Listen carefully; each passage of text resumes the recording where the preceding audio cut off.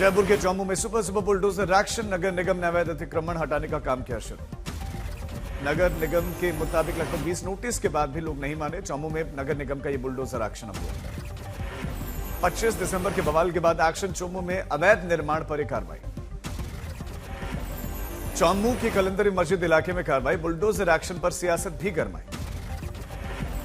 Bulldozer action पर गिरिराज सिंह का तंज। आज तक की खबर ट्वीट करके बोले अब सरकार पत्थरबाजों के लिए पत्थर का इंतजाम कर रही है।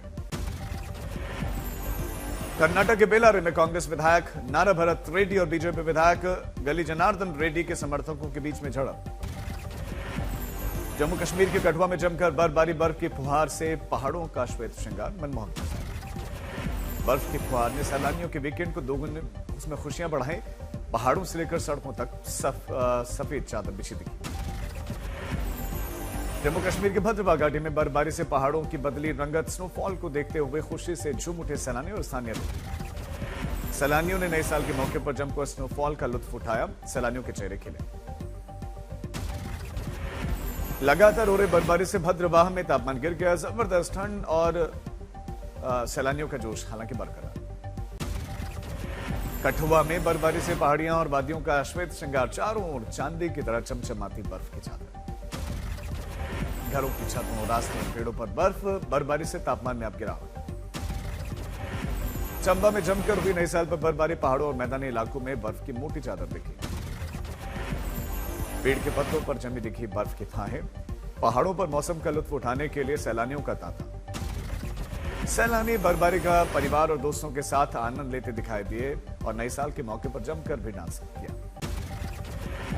बर्फबारी के चलते कड़ाके की ठंड, लोग अलाव का सहारा लेते नजर आए।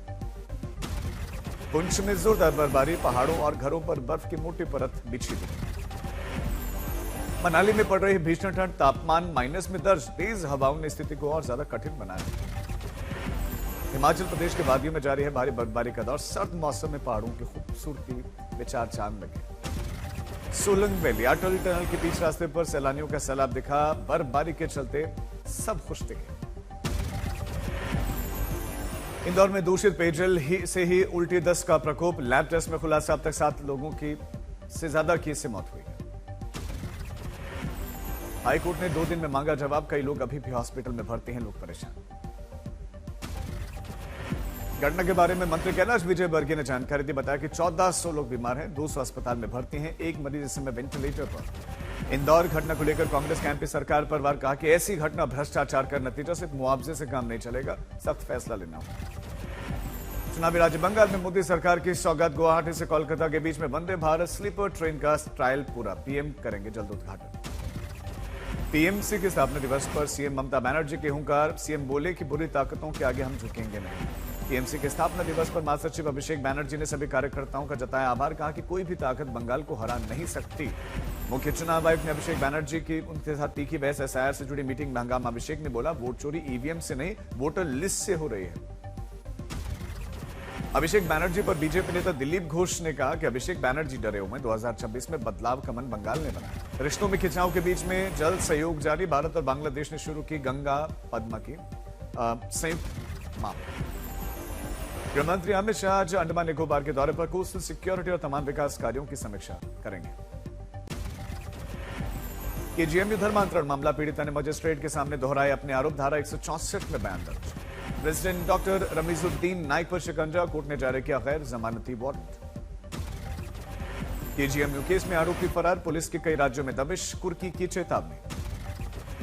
यूपी में 3 आरटीओ ऑफिसर सस्पेंड। विभागीय जांच के आदेश। ओवरलोड ट्रक पास कराने का मामला। रिश्वत लेकर ओवरलोड ट्रक पास कराने का आरोप है। एसटीएफ केस के बाद से लखनऊ, फतेहपुर, रायबरेली के आरटीओ सस्पेंड किए गए। शिवसेना उद्धव गुट के नेता संजय राउत ने बीजेपी पर किया वार। कहा कि असली मुद्दों जैसे पानी, सफाई, ट्रैफिक को नजरअंदाज कर पहचान और जाति की राजनीति बीजेपी कर रही है। निकाय चुनावों की तैयारी में जुटे ठाकरे बंधु।